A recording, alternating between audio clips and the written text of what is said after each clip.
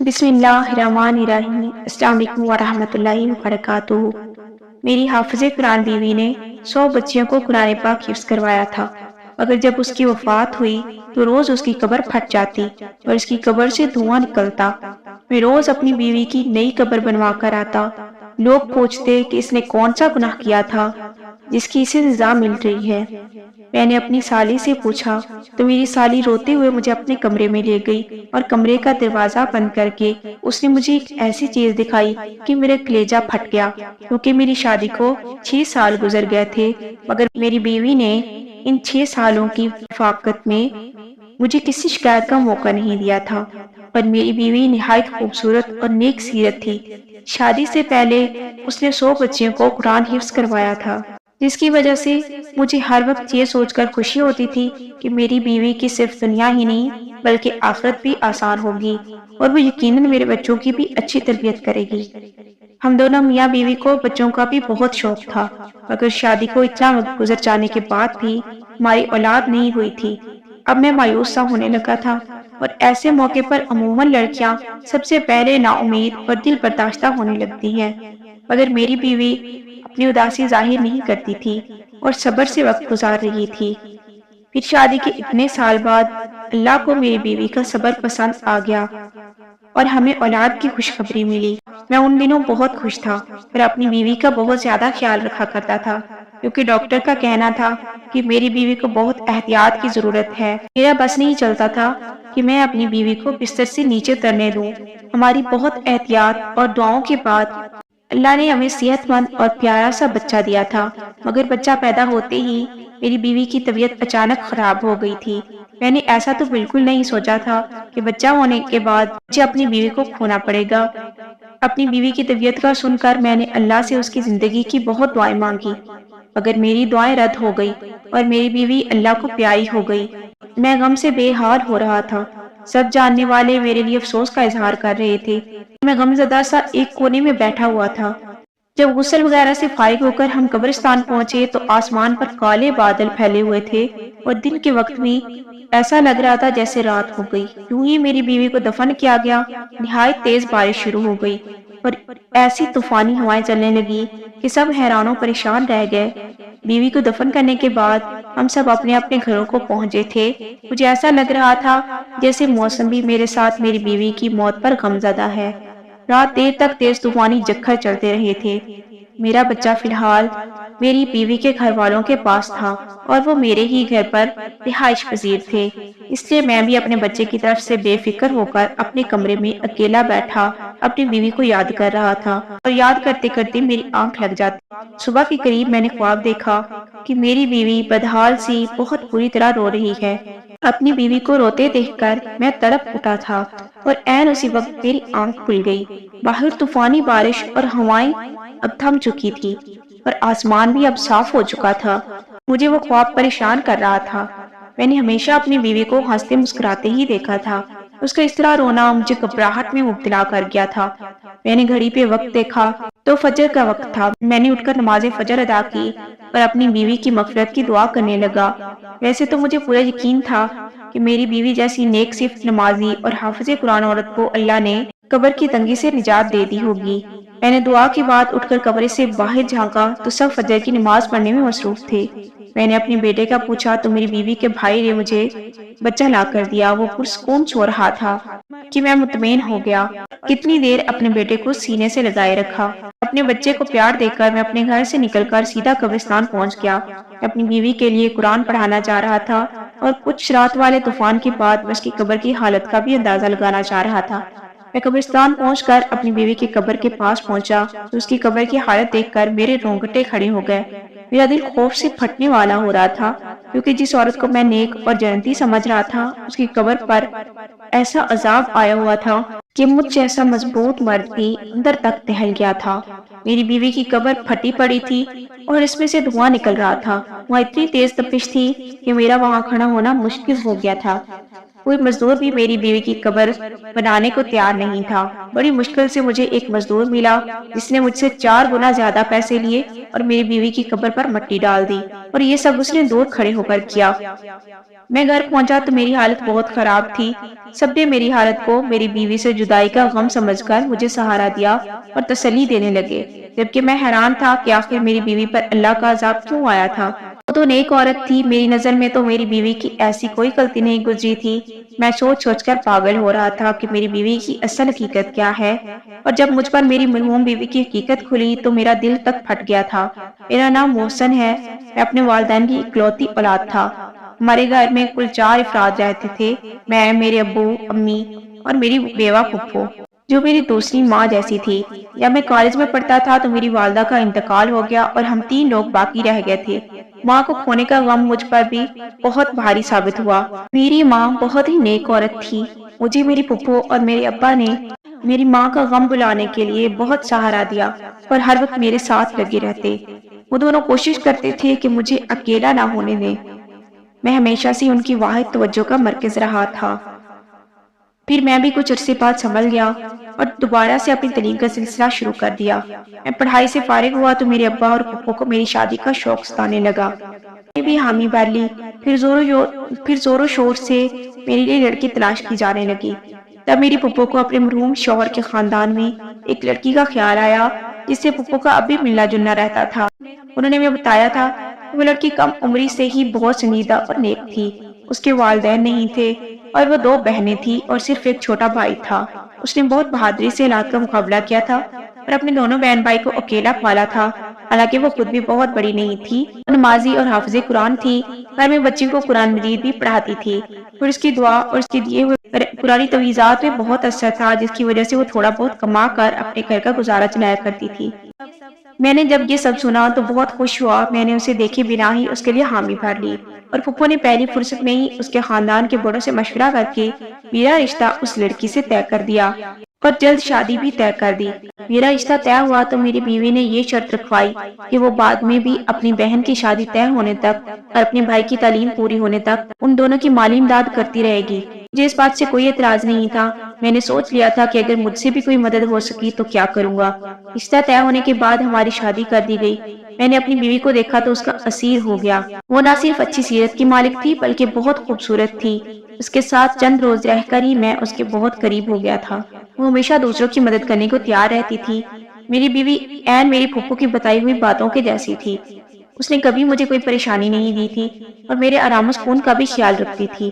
ہمارے گھر میں خوشحالی اور سکون تھا، بس صرف اولاد کی کمی تھی جو مجھے محسوس تو بہت زیادہ ہوتی تھی، مگر میری بیوی کے صبر سے مجھے بہت زیادہ حوصلہ ملتا تھا۔ ہماری شادی کے تیسرے سال ہی میرے ابا وفات پا گئے۔ اپنے ابا کی وفات کے بعد اور اپنی بے اولادی نے مجھے کچھ زیادہ بے سکون کر دیا تھا۔ میرے اندر صبر و شکر ختم ہونے لگا تھا۔ ایسے میں میری بیوی تھی جو مجھے ہر وقت اللہ کی مہربانیاں اور نعمتیں یاد دلایا کرتی تھی۔ وہ مجھے صبر کی تلقین کرتی تھی۔ میں حیران تھا کہ وہ ایک لڑکی ہو کر مجھے حوصلہ دیا کرتی تھی، حالانکہ ہمارے خاندان والوں نے ہمارا جینا مشکل کر رکھا تھا کہ ہماری اولاد کیوں نہیں ہو رہی، اور میری پھپھو تو اٹھتے بیٹھتے ٹھنڈی آہیں بھرنے لگتی تھی اور میری بیوی کو باتیں سنانے لگتی تھی جیسے یہ میری بیوی کے ہاتھ میں ہو۔ میں اپنی پھپھو کو سمجھا کر تھک چکا تھا، الٹا وہ ہم دونوں سے ہی لڑنے لگتی کہ ہمیں علاج کروانا چاہیے تاکہ ہماری اولاد ہو سکے۔ اسی پریشانی میں وقت گزرتا چلا گیا۔ جب ہماری شادی کو 6 سال ہونے والے تھے تب ہمیں اولاد کی خوشخبری مل گئی۔ ہم تینوں جیسے پھر سے جی اٹھے تھے۔ میں نے اور میری پھپھو نے میری بیوی کا خیال بھی بہت رکھا تھا اور بہت احتیاط کی تھی۔ میرا بیٹا ٹھیک ٹھاک اور صحت مند پیدا ہوا تھا۔ میری بیوی کی طبیعت بگڑ گئی تھی اور وہ موت کے منہ میں چلی گئی۔ یہ سب بہت اچانک ہوا اور میں اس صدمے کے لیے بالکل تیار نہ تھا۔ اپنے بچے کی تربیت کے حوالے سے میں نے اور میری بیوی نے مستقبل کے بہت منصوبے بنائے ہوئے تھے، مگر موت کسی کے ارادوں اور مرضی کی محتاج ہی کب ہوتی ہے، جس کا جب وقت آ جائے اسے اللہ کے پاس لوٹ کر جانا پڑتا ہے۔ مگر اپنی بیوی کی قبر کی ابتر حالت اور اس پر آیا گیا عذاب مجھے دھچکا پہنچا گیا تھا۔ ہر حال میں بھی میں نے اپنی بیوی کو صابر و شاکر دیکھا تھا۔ مجھے ڈھونڈنے سے بھی کوئی خامی نظر نہیں آتی تھی۔ میں اتنا تو جانتا تھا کہ اللہ ناانصاف نہیں ہے۔ ایسا تو ہو ہی نہیں سکتا کہ میری بیوی کی حقیقی اعمال سے اللہ ناواقف ہو۔ مجھے حیرت اور صدمہ تھا کہ میں اتنا عرصہ اپنی بیوی کے ساتھ رہ کر بھی اسے جان نہیں پایا تھا۔ مجھے دکھ یہ بھی تھا کہ اگر میری بیوی کوئی گناہ کر رہی تھی، کاش مجھے پہلے پتہ چل جاتا تو میں اسے اس گناہ سے روک لیتا اور اس عذاب سے بچا لیتا۔ میں پچھتاوے میں مبتلا تھا۔ گھر میں ان دنوں کیا چل رہا تھا اور میرا بیٹا راتوں کو کون سنبھال رہا تھا، مجھے کچھ علم نہ تھا۔ میں بس اپنی مرحوم بیوی کے لیے بے چین رہتا تھا اور اللہ سے اس کی مغفرت کی دعا کرتا رہتا تھا۔ ایک روز پھپھو اچانک میرے پاس آئی اور سنجیدگی سے بولی کہ انہیں مجھ سے کچھ ضروری بات کرنی ہے۔ میری پھپھو نے جو مجھ سے بات کہی وہ مجھے یکدم غصہ دلا گئی تھی۔ میری بیوی کو مرے ابھی مشکل سے 20-21 روز ہوئے تھے کہ میری پھپھو میری دوسری شادی کرنا چاہ رہی تھی۔ میں ان سے ناراض ہونے لگا کہ انہیں میری مرحوم بیوی کا احترام کرنا چاہیے اور کم سے کم اتنی جلدی مجھے شادی کی بات نہیں کرنی چاہیے جب میں اپنی صدمے میں تھا۔ پھپھو نے تحمل سے میرا غصہ دیکھا، پھر مجھے پیار سے سمجھایا کہ اب میں بوڑھی ہو چکی ہوں، میں تمہارا اور تمہارے بیٹے کا خیال نہیں رکھ سکتی، اس لیے تم دوسری شادی کر لو۔ لیکن میں کسی طرح سے نہ مانا۔ پھر پھپھو نے کہا کہ یا تو اپنے بیٹے کو خود سنبھالو یا پھر اسے دے دو جو اتنے دنوں سے اسے ماں کی طرح سنبھال رہی ہے۔ میں یہ سن کر حیران ہوا کہ کون میرے بچے کو ماں کی طرح سنبھال رہی ہے۔ پھپھو نے بتایا کہ میری بیوی کی چھوٹی بہن میرے بچے کو ماں کی طرح سنبھال رہی ہے اور مجھ سے کہنے لگی کہ اس سے نکاح کر لو۔ لیکن میں اپنی بیوی کی جگہ کسی اور کو دینے کے لیے تیار نہ تھا تو میں نے ان کی بات ماننے سے انکار کر دیا۔ لیکن وہ اپنی جگہ بازد تھی اور مجھے روزانہ میرے بچے کو لا کے دکھاتی تھی، ایسے وہ میرے بچے کا خیال رکھ رہی ہے۔ میرا بچہ روز نہایا دھویا اور صاف ستھرے کپڑے پہنے ہوتا تھا۔ اس طرح سے دن گزرتے گئے۔ میں اب کام پر جانے لگا تھا، لیکن پھپھو کی ضد دن بدن بڑھتی جا رہی تھی۔ ان کا اصرار بڑھتا جا رہا تھا کہ میں اپنی بیوی کی چھوٹی بہن سے شادی کر لوں۔ پھر ایک دن پھپھو نے بتایا میرا سالہ نوکری کے لیے باہر کے ملک جا رہا ہے تو میں چونک گیا۔ مجھے یاد آیا کہ میری بیوی نے مجھے بتایا تھا کہ اب میرے بھائی کی تعلیم مکمل ہو چکی ہے اور وہ نوکری کے لیے باہر کے ملک جائے گا۔ وہ پریشان تھی، وہ جلد سے جلد اپنی چھوٹی بہن کا رشتہ کرنا چاہتی تھی تاکہ اس کے جانے کے بعد وہ اکیلی نہ رہے، لیکن مناسب رشتہ ہی نہیں مل رہا تھا۔ اب میں یہ سوچ کر اس شادی کے لیے تیار ہو گیا اور میں نے رشتے کی حامی بھر لی۔ پھپھو یہ سن کر بہت خوش ہوئی اور انہوں نے ہمارا نکاح کروا دیا۔ میں نے چپ چاپ نکاح پڑھا اور اپنے کمرے میں چلا گیا۔ اسی طرح سے میں چپ چاپ روز اپنے کام پر چلا جاتا اور گھر میں کیا ہو رہا ہے اور کیسے ہو رہا ہے مجھے کچھ علم نہ تھا۔ میں جب بھی گھر آتا تو گھر مجھے صاف ستھرا ملتا اور میرا کمرہ بھی بالکل ٹھیک طرح سے صاف ستھرا ملتا۔ میں نے آج تک اپنی دوسری بیوی کو نہیں دیکھا تھا کیونکہ شادی کے وقت بھی وہ مکمل پردے میں تھی، کیونکہ اس کی بڑی بہن قرآن کی مکمل تعلیمات جانتی تھی اور اس نے اپنی بہن کو بھی پردہ کرنا سکھایا تھا اور اس نے شادی کے دوران مجھ سے پردہ کیا تھا، اس لیے شادی سے لے کر اب تک میں نے اسے نہیں دیکھا تھا اور شادی کے بعد بھی وہ پردے میں تھی۔ مجھے نہیں معلوم تھا کہ وہ کیسی دکھتی ہے۔ میں پریشان تھا کہ وہ میری پہلی بیوی جیسی ہوگی یا نہیں۔ پھر ایک دن جب میں کمرے میں داخل ہوا تو وہ کمرے میں موجود تھی۔ میں اس کو دیکھ کر حیران ہو گیا کہ وہ اپنی بڑی بہن سے بھی زیادہ خوبصورت تھی اور اس کے چہرے پر مکمل سکون اور اطمینان تھا۔ میں اس کے چہرے پر اتنا سکون دیکھ کر حیران رہ گیا اور مجھے غصہ آنے لگا کہ اسے اپنی بہن کی موت کا کوئی دکھ نہیں ہے اور نہ ہی اس کی جگہ لینے کا کوئی دکھ ہے، بلکہ وہ تو خوش نظر آ رہی تھی۔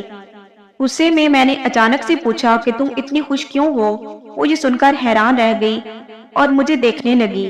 میں نے مزید کہا کہ تمہیں اپنی بہن کی موت کا کوئی افسوس نہیں ہے کہ وہ اتنی جوانی میں چلی گئی اور تم اس کی جگہ لے کر بھی خوش ہو، اور اس کی آخرت بھی جانے کیسی ہونے والی تھی کیونکہ اس کو قبر میں یہ عذاب جھیلنا پڑ رہا تھا۔ میں نے غصے میں وہ سب بول دیا جو مجھے نہیں بولنا چاہیے تھا اور اتنا بڑا راز اپنی دوسری بیوی کے سامنے کھول دیا۔ یہ سن کر میری دوسری بیوی حیران رہ گئی اور پھر اچانک سے زاروں قطار رونے لگی۔ میں اس کو روتا دیکھ کر بوکھلا گیا اور پریشان ہو کر اسے دیکھنے لگا کہ کیا ہوا، اچانک سے وہ کیوں رونے لگی۔ تو روتے روتے اس نے کہا کہ میں نے آپی کو بہت سمجھایا تھا کہ یہ گناہ ہے، وہ یہ نہ کرے، اللہ تعالیٰ اس گناہ پر بہت ناراض ہوں گے اور مرنے کے بعد بہت عذاب دیں گے، لیکن آپی نے میری بات نہیں مانی۔ مجھے اسی بات کا ڈر تھا اور مجھے جس بات کا ڈر تھا وہی ہوا۔ میں سن کر حیران ہو گیا کہ ایسا کون سا گناہ ہے جو میری بیوی نے کیا تھا جس کی اسے اب سزا مل رہی ہے اور مجھے اس کا علم ہی نہیں۔ میں نے اسے پوچھا اس نے بات کو گھما پھرا دیا اور مجھے بتانے پر راضی نہ، لیکن جب میں نے جاننے کی ضد کی تو اس نے مجھے بتایا کہ میری آپی واقعی ہی بہت نیک تھی۔ وہ نماز پڑھا کرتی تھی اور حافظ قرآن تھی۔ اس نے بچیوں کو بھی قرآن پاک حفظ کروایا تھا۔ پھر ایک دن ہمارے محلے میں ایک بچہ بیمار ہو گیا تو میری آپی نے چند آیتیں پڑھ کر اس پر پھونک دی اور وہ بالکل ٹھیک ہو گیا۔ اس طرح سے لوگوں کو پتہ چل گیا آپی کے ہاتھ میں شفا ہے، تو انہوں نے پھر دم اور تعویذ کروانے شروع کر دیے۔ پھر ایک دن میرا بھائی بیمار ہو گیا، اس کا ایک گردہ فیل ہو گیا۔ ڈاکٹر نے اس کے لیے 1.5 لاکھ مانگے جو کہ ہمارے پاس نہیں تھے۔ پھر آپی کے پاس ایک دن ایسا شخص آیا جو ایک لڑکی سے محبت کرتا تھا جو شادی شدہ تھی۔ اس نے آپی سے کہا کہ مجھے کوئی ایسا تعویذ دو جس سے اس لڑکی کی طلاق ہو جائے اور میں اس سے شادی کر لوں۔ آپی نہیں مانی تو اس نے کہا کہ میں آپ کو اس کام کا 1.5 لاکھ دوں گا۔ آپی بائی کا علاج کروانے کے لیے وہ رقم لینے کے لیے مان گئی اور آپی نے پتہ نہیں اس کو ایسا کیا لکھ کر دیا کہ اس کی خواہش پوری ہو گئی، اس لڑکی کی طلاق ہو گئی اور اس لڑکی کو اس کی محبت مل گئی۔ اس طرح سے پھر بہت سے لوگ آنے لگے جو اپنے ناجائز کاموں کے لیے آپی کو ڈھیر سارا پیسہ دے کر جاتے اور آپی انہیں پتہ نہیں کیا لکھ کر دیتی جس سے ان کا کام ہو جاتا۔ میں نے ایک دن آپی کو دیکھ لیا، آپی قرآن پاک کی الٹی آیتیں لکھ رہی تھی، یعنی کہ کالا علم کر رہی تھی۔ میں دیکھ کر حیران ہو گئی اور آپی کو اس چیز سے منع کیا، اللہ پاک آپ سے ناراض ہوں گے اور اس چیز کا بہت گناہ ہے، آپ یہ نہ کریں۔ تو انہوں نے کہا اگر یہ میں نے نہ کیا ہوتا تو آج ہمارا بھائی مر جاتا۔ تو میں نے کہا اس سے اچھا تھا کہ ہمارا بھائی مر جاتا، آپ اس طرح کے حرام کاموں میں تو نہ پڑتی۔ لیکن وہ کسی طرح سے میری بات نہ مانی اور انہوں نے اپنا یہ عمل جاری رکھا۔ میں نے انہیں کہا بھی کہ اللہ سے پکی سچی توبہ کر لے، لیکن انہیں پیسے کا لالچ آ گیا تھا۔ انہوں نے کالا علم کر کے پیسہ کمانا شروع کر دیا۔ ان کی زندگی بہت اچھی تھی، ان کی شادی بھی ہو گئی، لیکن شادی کے بعد بھی ان کے اندر سے لالچ ختم نہ ہوا اور اپنا وہ یہ کام کرتی رہی اور پیسے کماتی رہی۔ مجھے اسی بات کا ڈر تھا اور میں انہیں بہت روکا کرتی تھی کہ ایسا نہ ہو کہ انہیں توبہ کیے بغیر موت آ جائے اور ان پر اللہ تعالیٰ کا عذاب ہو، لیکن انہوں نے میری بات نہیں مانی اور ویسا ہی ہوا۔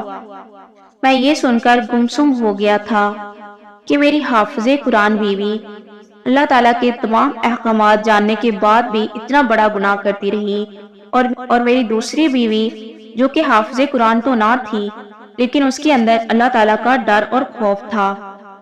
میں اپنی بیوی کو اتنا نیک سمجھتا رہا اور وہ صرف دنیاوی پیسے کے لالچ میں اتنا بڑا گناہ کرتی رہی، اور میرے سامنے بیٹھی میری دوسری بیوی اس جیسی حافظ قرآن نہ ہونے کے باوجود بھی اللہ تعالیٰ کا خوف رکھتی تھی، اور اللہ تعالیٰ نے اصل میں اب مجھے ایک نیک بیوی عطا کی تھی۔ کالا علم کروانے والے اور کالا علم کرنے والے دونوں کے لیے ہی اللہ تعالیٰ کے ہاں سخت عذاب ہے۔ کبھی بھی کسی اپنے کی شدید بیماری میں بھی اس گناہ کے مرتکب نہ ہوں، کیا پتہ پھر آپ کو توبہ کی مہلت نہ ملے اور اسی حالت میں آپ کو موت آ جائے اور آپ پر اللہ تعالیٰ کا عذاب ہو۔ اللہ تعالیٰ ہم سب کو ایسے تمام گناہوں سے دور رکھے جس کی وجہ سے اللہ تعالیٰ ہم سے ناراض ہو جائے اور ہم پر اللہ تعالیٰ کا عذاب ہو۔ آمین ثم آمین۔